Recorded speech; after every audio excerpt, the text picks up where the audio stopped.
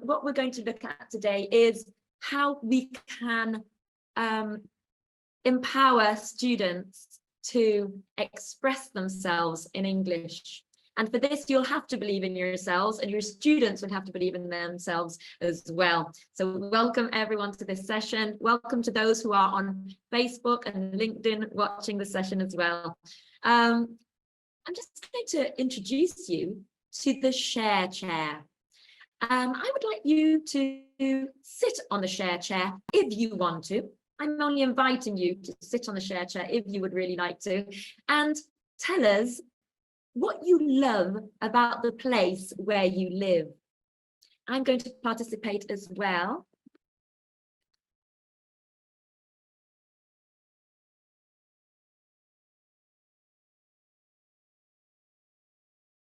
So if you would like to let us know where you live and what you love about the place you live. It's surrounded by trees. There's no TVs. Wow. Nature, love rivers, people.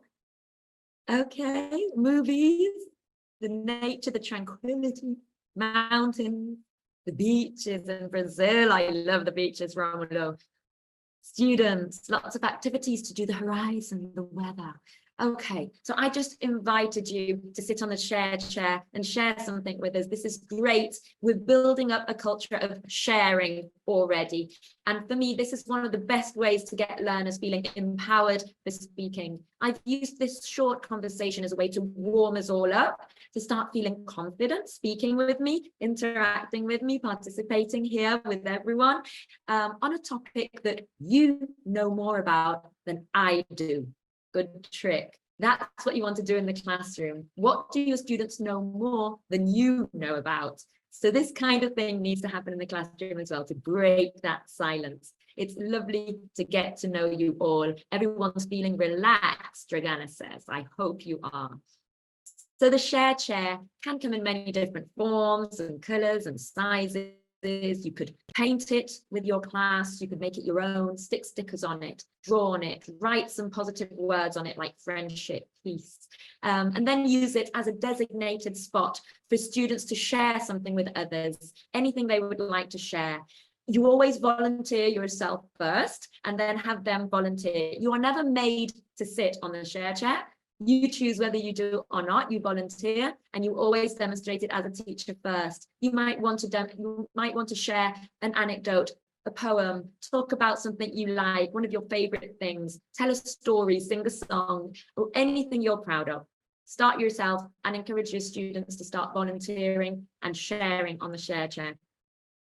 I've achieved lots of interaction here with you already, so I hope you feel comfortable and relaxed, as you were saying. So, does this happen in your classroom? Most of the time, your students are all noisy. You find it difficult to quiet them down, but you ask a key question and you get silent stares, blank faces. You could hear a pin drop. They're lost for words. So today we're going to explore why learners get so silent. Spot on, Alessandra. And we're going to think of ways to empower our students to not be that silent, to speak up a little bit more and feel confident and happy to participate in your classes. So I'll present 10 ways to empower your learners to speak, because you know that you use it or lose it, don't you? And you will also get some pro tips together with these ideas. What more can you ask for, hey? Okay, so where is that silence coming from? What makes your learners silent in your classroom? What underlies your learners' reluctance to speak up in the classroom? What do you think? Lack of information. Unclear instructions makes it really difficult if instructions aren't clear. Shyness, fear, lack of confidence, being afraid of the teacher, less confidence, lack of motivation, uncertainty, worry, exhausted all day, feeling not good enough, lack of vocabulary, the question, nervousness, interest, being bored, lack of communication skills, getting surprised, interested, frustrated, anxiety, not comfortable with the activity. Wow, feeling ashamed. Yes, having too much of a challenge or having not enough of a challenge. Yes, afraid of being laughed at. So we can see, we all know that there are lots of individual factors which refer to how learners feel about their language ability. And there are also social factors, how they feel in the context in which they're being asked to speak. The task, do I understand the instructions? What is the task about? Am I interested in the task? Am I motivated to complete this task? And the people they have to talk with or they have to talk in front of. So what do you think? What would you say are some ways to empower your students to express themselves if all this is happening in your classroom? How can you empower them to start speaking, to start expressing themselves? Hi, Paulina from Argentina. Give yourself an opportunity, provide support to language, give them clues, let them talk about themselves. Help them link the new information and the background knowledge by listening to them. A positive classroom climate, providing a safe space. It's good to make mistakes. Give them a model. Putting them in groups, Shobo. Using meaningful topics, Diana. Positive environment, Simona. Lovely ideas. So I've got 10 ways here. I would add all of yours as well to my list of ways to empower students to express themselves. So the very first thing you want to do is to create a culture of sharing. You can't possibly do anything else, any of the rest of these ideas, if you don't start by cultivating a culture of sharing. It's done with simple, feel-good icebreakers or routines or activities in which children share something as part of this classroom community. So I've already introduced you to the shared chair, which was very successful, but I could also ask, would you like to share my ice cream? So what I would do is roll a piece of cardstock into a cone shape, and you take down the edges. So you have a cone made of paper, an ice cream cone. You make one ice cream cone for each of your learners, hand them out, and you put a ball inside one of the cones. So it looks like an ice cream. Learners take turns sharing something about themselves, their wishes, their hopes for their year ahead, or just what their favorite food is, whatever. It could be closed questions, so it's something easy, like, what's your favorite food? Pizza. And that's all I need to say right now, because I'm just starting to warm them up into this culture of sharing. Or it could be a much more open-ended question where they want to share their wishes for the year ahead, for example, which is much more complicated in terms of language and how they can express themselves. So you would encourage them to say to the next person, would you like to share my ice cream? And the other person will say, yes, please. So they'll pour that ball from their cone into the next person's cone to create another ice cream, and then they will share. They can also say, no, thank you. So you practice politeness, saying yes, please, no, thank you. You also give them the opportunity to say no, thank you, if they don't want to share anything right now. And that's okay as well. When your learners have this positive frame of mind about using the language, it's more likely that they will speak up and worry less about being judged. And it's a playful way of getting them to start speaking as well.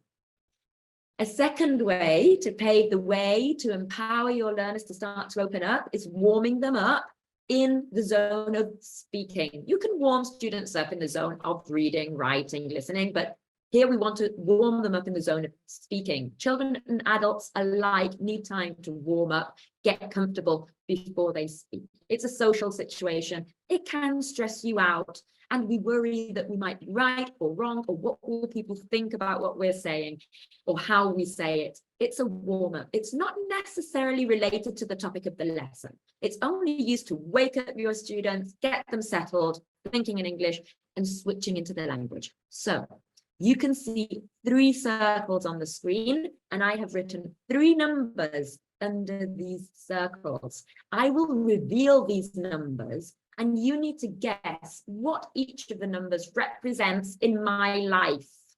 For example, we have number 3. What do you think number 3 represents about my life? What could it be? 3 what? 3 siblings? No, I have 1. 3 children? No, I have 2 kids. Birthday? No, it's not on the 3rd. My lucky number? No, they say 3 is the lucky number, don't they?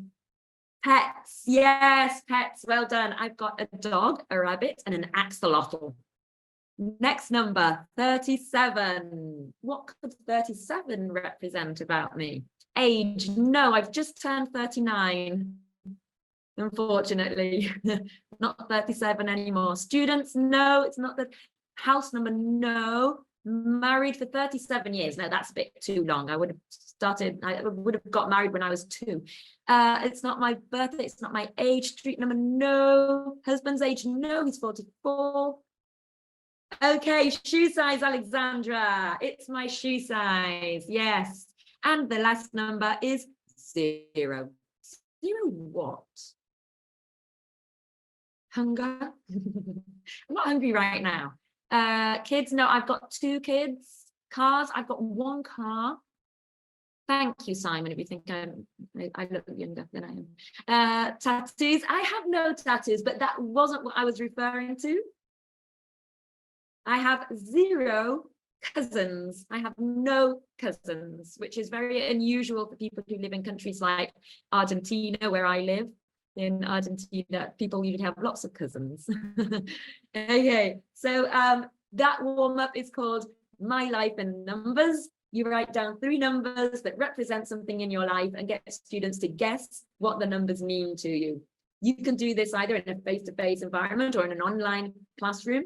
And your students have to guess, and you can give them explanations about it. But then what you want to do is slowly start to get them to try it out in pairs as well. So they can think of their own numbers to try out with their pair, and they have to guess. And if possible, it might, depending on the age and the level of your students, the answer might be yes or no, or the answer might be no, I haven't got 3 kids, I've got 2 kids. So you get them speaking a bit more. I've got 2 kids, one is Alex and the other is Mila, one is a boy and one is a girl, or whatever. So I could extend if I wanted to, or I could just say yes or no. So you can adapt it for the level of your students, and it's a nice speaking warm-up. There is another warm-up that I love, which is would you rather questions. Because if you start with questions which are more sort of conversation kind of questions, you know, conversation lists, like what's your favorite movie? What movie don't you like? Have you seen the same movie more than once? Do you like horror movies? Which is your favorite? Which is your least favorite? If you just ask them a list of conversation questions, you probably won't get them speaking. You'll probably get a yes or no, and that's the end of it, because you need to build some confidence first. And your students will probably feel like they're being interrogated or tested when you just ask them a load of questions. So something more playful usually works better. So would you rather questions are things like, this is a would you rather question for you as teachers. Would you rather tie wet shoelaces or wipe a runny nose? What would you rather? Okay, Analia would rather tie wet shoelaces. Okay. Would you rather have a week of lesson plans written for you, or 1 free personal day, but you have to write your plan? 1 week of lesson plans written for you, or just 1 day off, but you have to write your own plans. You all want the free day. Everyone wants the free day. Okay, but I could ask you not only to choose one or the other, but I could ask you why. And that makes it more complete in terms of how much language you have to use and how you express yourself. So I could ask you to answer by saying, I would rather, in my opinion, or I believe that. So you can teach those words from my point of view, those kinds of STEM phrases, for them to express themselves. Would you rather questions for your students would be things like, would you rather be able to fly or be invisible? Or would you rather have a magic carpet that flies you anywhere, or a robot who does all your homework? Okay, so the first time you will probably ask it more like a survey, okay, just one or the other. And once they get the idea of how this game works, then you will ask them why. Okay, it's important for them to explain why once they're comfortable giving their opinion in front of others, and also so that they can start using more language. It's a good stepping stone between the basic yes or no or one or the other questions and open-ended questions, which are a little bit more intimidating. So you want to progressively, smoothly get to the point where you ask them why and you get them to be able to explain that. The next step, if you want, is for your students to think of their own would you rather questions that they would like to ask their classmates. So they can write their own questions at the top of a piece of paper, maybe create a chart and record responses and reasons. You let them walk around like a mingle activity, like you would do with find someone who mingle activities. And they could walk around asking the would you rather questions and noting the responses, either yes or no's, or a bit more and the reasons why. Yeah. Okay. Promoting a growth mindset. If your students are reluctant to speak, they need to accept that some discomfort is necessary. No pain, no gain. But when you've got a fixed mindset, it makes you afraid of challenges. And learning a language is challenging. It's going to be. They're taking a risk and they're learning something. So there will be mistakes. And you want your students to know that mistakes are a part of the process of learning. That's the journey with its highs and lows, and it's okay. So students with a growth mindset understand that learning is a gradual process and it takes time and it takes effort and it makes mistakes. And there's the power of yet. For a learner who says, I can't do this, you should end the sentence by adding the word yet. I can't do this yet. Well, I don't know this word. Well, you don't know this word yet, but you will know it by the end of this lesson. Or I don't know how to say it in English. Well, you will know how to say it in English. You don't know how to say it in English yet. You're still learning and you can improve. So you give them a sense of confidence that they can improve with the right kind of effort and the right kind of practice. And even make mistakes yourself. Accept their mistakes, mostly when they're speaking. One thing is an accuracy-based activity and a different one is a fluency-based activity where you're asking them to speak a lot. You don't want to be correcting them all the time, and make mistakes yourself as well. If you show that you make mistakes, you are creating a classroom in which mistakes are okay.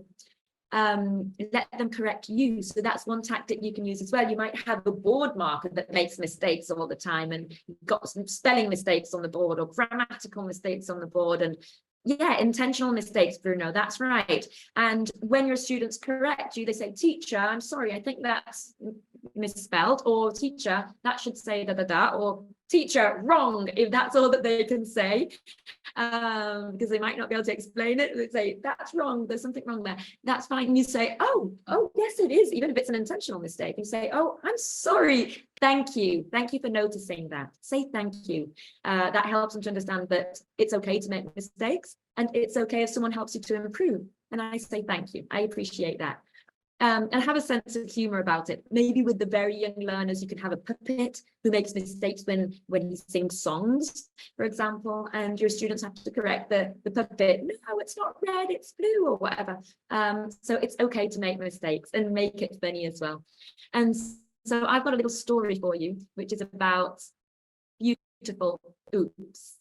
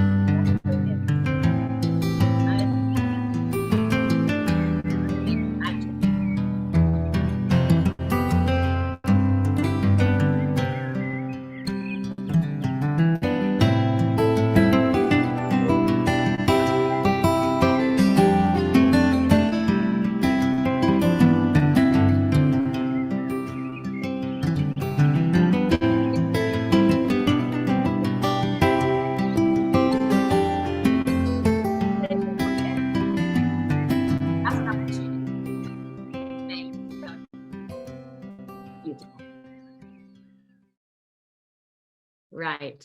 So what might be so beautiful might be learning.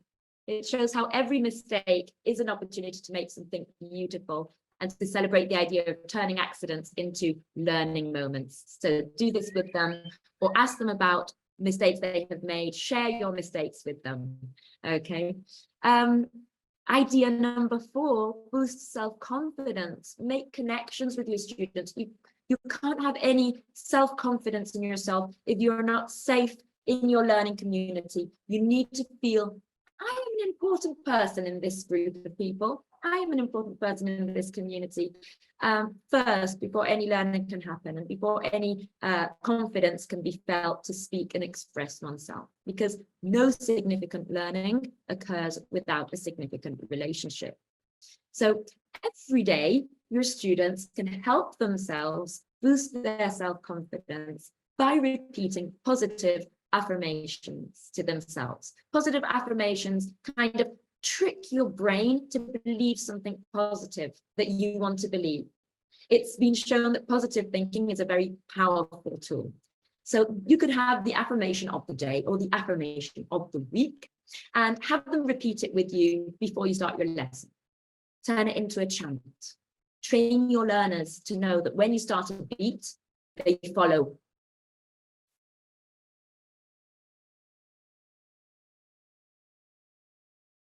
Repeat after me. I always try to do my best. Yes. Yes. Or I have the confidence to be myself. Yes, etc. So every week you could add a new positive affirmation to build confidence and add on to that chant. So at the beginning you'll have a very short chant, and at the end you will have lots of positive affirmations in that chant, and it will be longer and longer. And Bruno, you are right, positive reinforcement, and that comes later as well. So you can repeat that, and you can even ask your students which is your favorite positive affirmation, and depending on the level, the age, maybe they can create their own. What is important to you, and what do you feel about yourself, and how do you believe in yourself, which is what we were saying at the beginning of the session.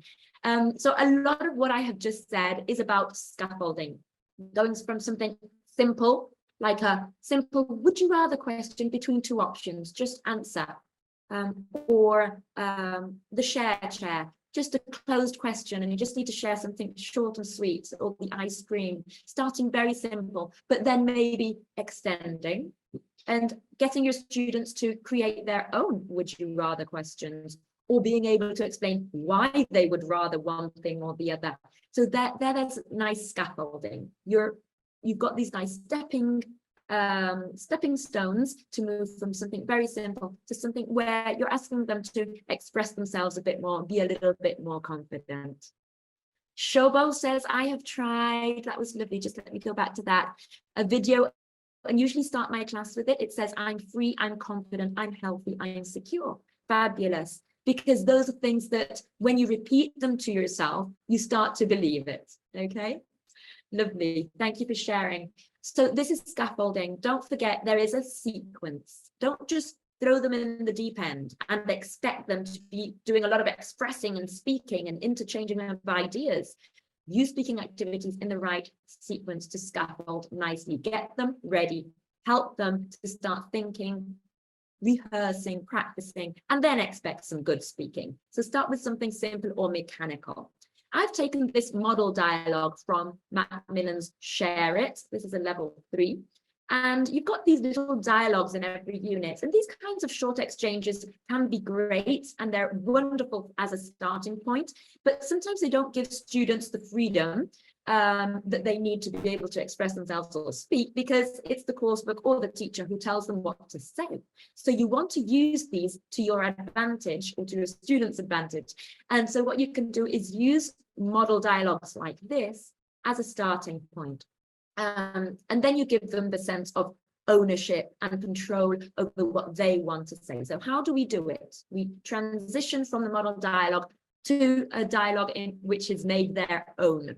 So, for example, you would present this dialogue, maybe have them learn it in pairs, they can practice it. One is Clara, one is the mum, and maybe they can have different personalities, they can have different voices. So bring a little drama into your dialogues as well. Maybe they can wear a hat or a scarf, or bring it to life a little bit and learn the dialogue. But then what you want to start doing is taking some words away, okay? So I've highlighted these words in blue so that your students can substitute these words for something different. Substitution is really important for children to be able to transfer what they know to new situations and not just learn that as a chunk of language, but rather, okay, these are different words. This is the key word, and we're learning loads of food words, let's say, so I can replace these words with others. So the context will be similar, but maybe I can change it for can I have a snack? Sure, there's some water. Is there any bread? And instead of no, there isn't, I might say, yes, there is. And so the answer will not be, oh, no, not again, but rather maybe something like, excellent, let's have our snack then. Okay, so you can start substituting simple, just keywords, and then maybe phrases for your students to make these dialogues their own. Have them practice their new dialogue now, which is their own dialogue, not the one that was imposed, and give them as a model first. But then what happens if using this dialogue, I want to have an apple? What would you have to replace then? Just the word apple? Can I say, there's some apple? No. So are there any apples? Rather than there are any. So they need to think and use all that knowledge of the language, not just learn the dialogue off by heart, but be able to adapt it to whatever they really want to say. Maybe they can make the props for that dialogue as well, so it becomes much more real. Okay. And another thing you can do with these dialogues to scaffold for your students to acquire the language and the dialogue nicely is the missing dialogue. So you write the dialogue on the board, you read it all together as a class, and then you erase 2 words. So what was it in this dialogue? What was it? Can I have a, what's that missing word? Remember? Snack, yes. And what was the second word that I erased? Sure, there's some soda. Great. Is there any, what was that word? Yes, popcorn. Okay, so those are the words that they'll have to remember. So they say the dialogue all again, but without those words. And then you raise 2 more words or phrases and see what they can remember until there's no dialogue left on the board. And then they need to know the whole dialogue, but then make it their own as well. Okay. So related to the step before, one of the scariest parts of speaking in class for children tends to be speaking up in front of the class by themselves. So one of the best ways you can help reduce their fear is by putting your learners in pairs or in small groups, at least at first, again, as a scaffolding tool, before you ask them to participate individually speaking up. So this activity is also taken from Share It. And by the way, I am hosting the Share It Facebook group. We have a closed Facebook group for users of Share It. So if you're using Share It or would like to, you can always join our Share It Facebook group, where you'll get loads of tips. Every week I upload videos or posts, or we do lives so that we can see how to use Share It really well. And not only share it, but, you know, make your classroom a better place and get loads of tips and interact with everyone. So you can always join our Share It Facebook group if you're interested. And by the way, Share It has its share book. It's a fabulous compilation of speaking activities to do in pairs or in groups, where you have lots of cards to cut out and information gaps that are wonderful for speaking. And this example is, could you? You've got picture cards in this activity. The picture cards are actions like tie your shoes or ride a bike or roller skate, use a smartphone, do a cartwheel. And you have word cards, which are actually numbers that represent the age of the person. So you put students in pairs. You have student A and student B. They cut out the cards, mix the cards, put them face down. Student A turns over 2 cards. If he or she turns over a picture card and a word card, student A will ask the question, could you tie your shoes when you were 2? And student B will say, yes, I could, or probably, no, I couldn't tie my shoes when I was 2. And then student B takes a turn. The good thing about this is that it's all quite nonsense. Most of these will end up being nonsense. There might be a kid who tied their shoes on their own when they were 2, but most of the time it's probably something that they couldn't do. So it's fun because it's nonsense really.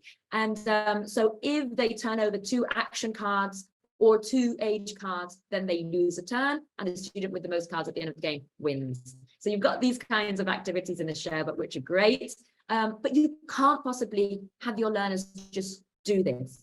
They need to have gone through other steps before, much more mechanical, like learning the actions, ride the bike, go roller skating, tie your shoes, whistle, how to ask the kind of questions like, could you, and how to answer them, yes, I could, or no, I couldn't.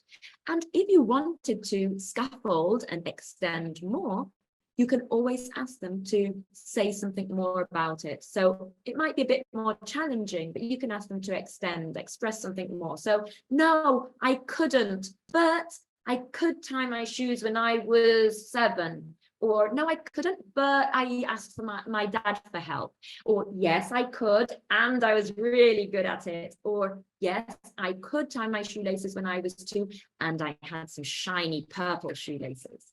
So if they can extend a bit more, if they've got the language to do so, allow them to do so. Sometimes they want to express more than what the activity allows them to do. So give them that possibility if possible. Yes, Bruno, always use yourself and a student to model, always. As you were saying before, some children are not sure about what they're supposed to do. So only explaining it not always gets it done, because they're learning a language and maybe they don't understand all the words you're saying. They don't understand the whole idea of what you're saying they're supposed to do. And that gets them nervous. And maybe they understood it perfectly well, but they're not sure whether they understood it perfectly well or not. So just in case, always demonstrate it. So always words come with actions if you're teaching young learners. Okay, it's always best to accompany with actions. Words alone sometimes don't work. You need more than just words. So yes, always demonstrate, always.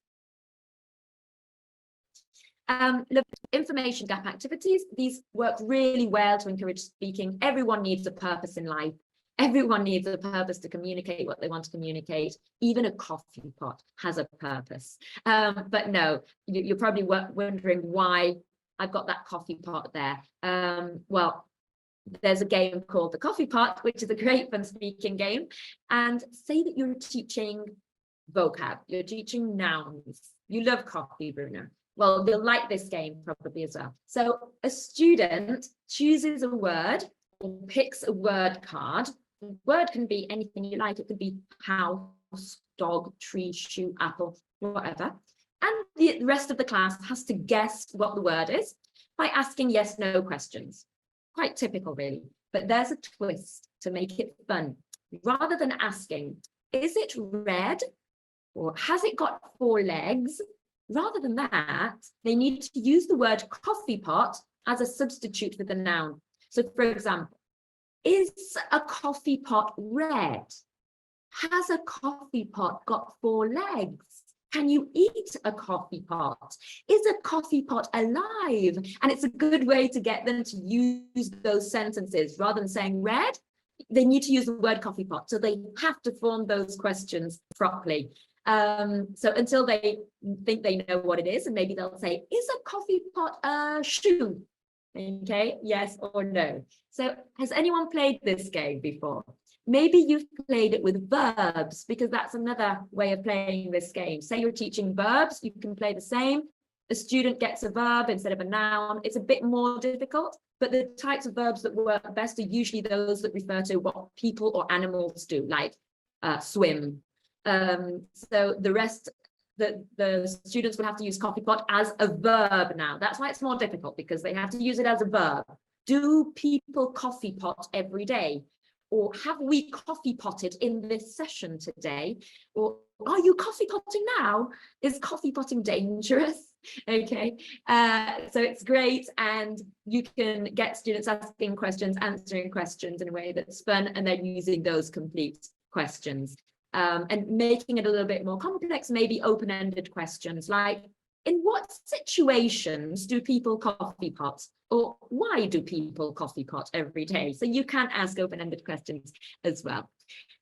Agency. I'm going to focus on choice and interests within agency.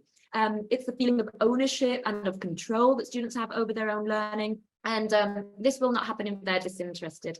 So you want them to have that feeling of ownership, to be interesting, be interested.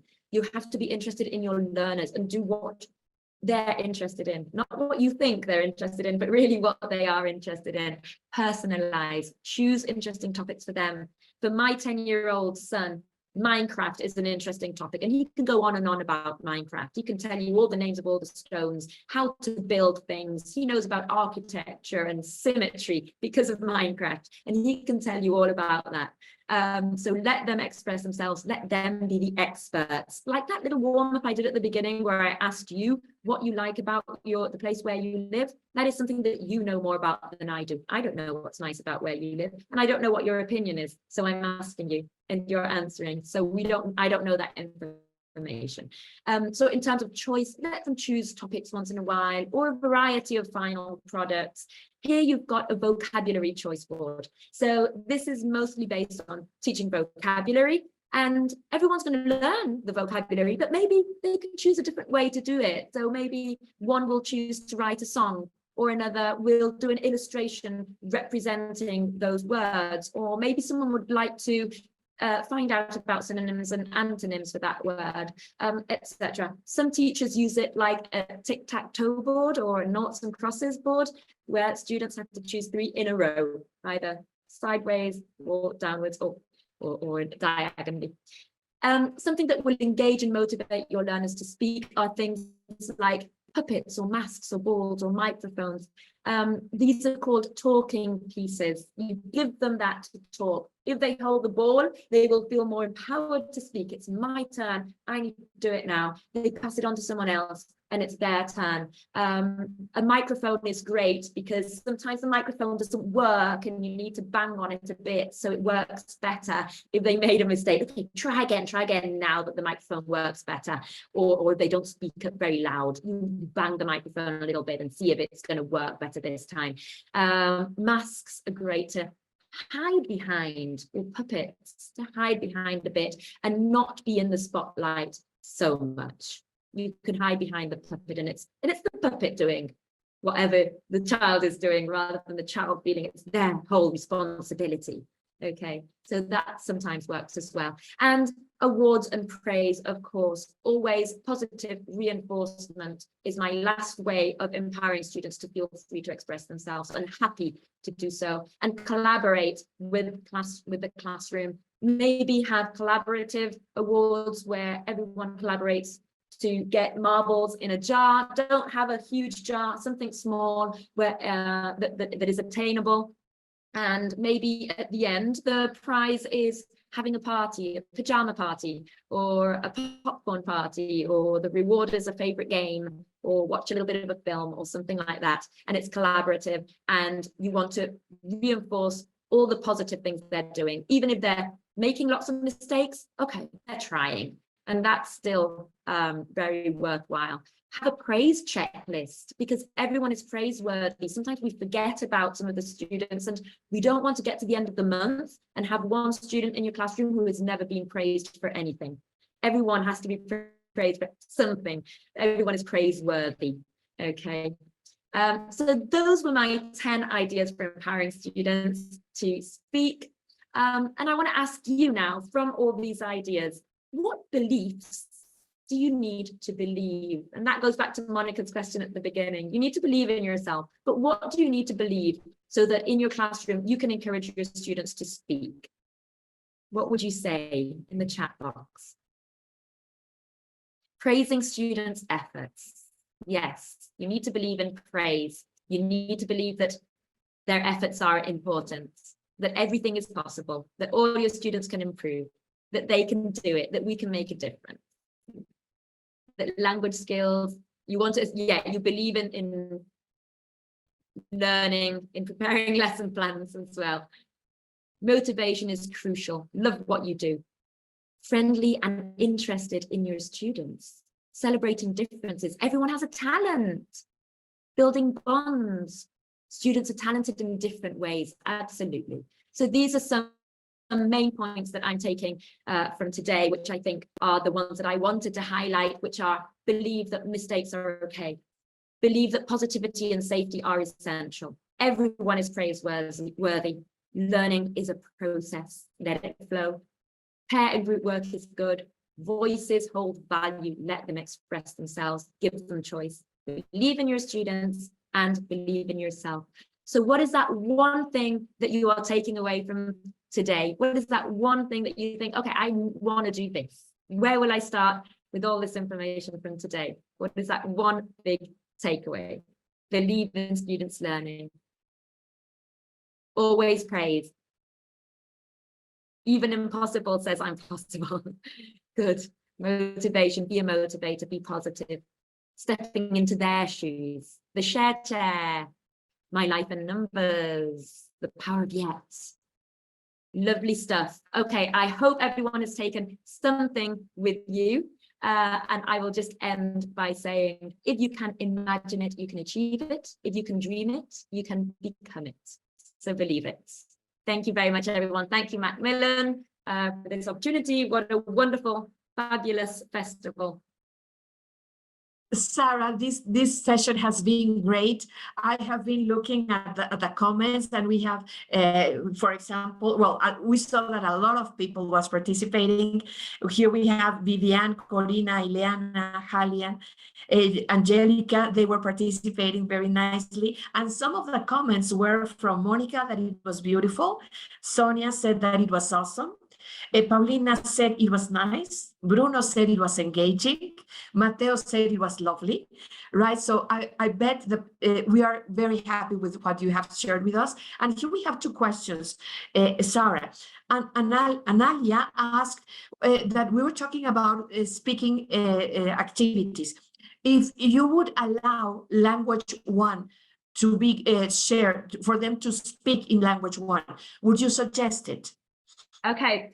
I think there's this idea sometimes, isn't there, that there's no place for L1 in the L2 classroom, but not necessarily. I think that mostly, even more at the beginning, you do want to give students the possibility to express themselves, even if it's in their L1 at the beginning, so that they can feel that they've got that space. Of course, you want that to lead into using L2, yeah? You don't want it to stay there, to stick to that and get them used to the idea that they can use L1, because you want them to still make the effort to use L2. But at the beginning, when you're creating this culture of sharing, if they're struggling to say it in English and they need to say it in their own language, that's fine too. Hopefully the teacher knows the L1 and can follow. Otherwise, maybe as a culture of sharing, as a community of sharing, maybe we can all help to try to understand and translate it into English. And not only the teacher translating it into English, but maybe, could someone understand what that was about? Could you say that, but in English this time, and see how we can say that in English, so that it becomes a culture of sharing as well. Sharing, combination of, right. And Sarah, here we have a comment from Shobo that I think is very important. It makes it a bit difficult to be free to choose the materials when we have to follow the school curriculum. There are topics that are very easy, that are not very easy for young learners in ESL situations. They don't have enough lexical knowledge. So about choosing the activities that when they have little time, what would you tell them? Okay, Shobal, thank you for that question. It's tricky, isn't it? I know it is.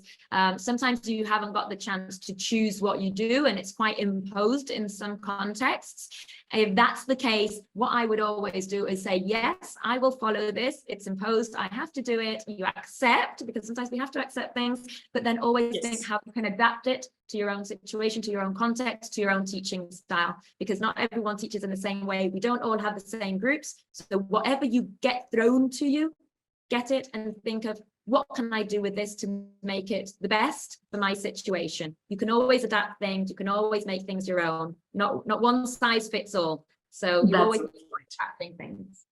To have our own style, right? Absolutely. Sarah, this has been an amazing session. We're really thankful for sharing this information with you. On behalf of Macmillan team, thank you for being with us. And well, let's continue with our sessions, right? Thank you, Sarah. Thank you very much, Monica. Bye for now, everyone. Bye-bye. Thank you. Okay, thank you, Sarah. Okay, my friends, so let's start. Okay, so let me see. I need to share my screen again. Okay, let me see. So, my friends, let me tell you what's next now.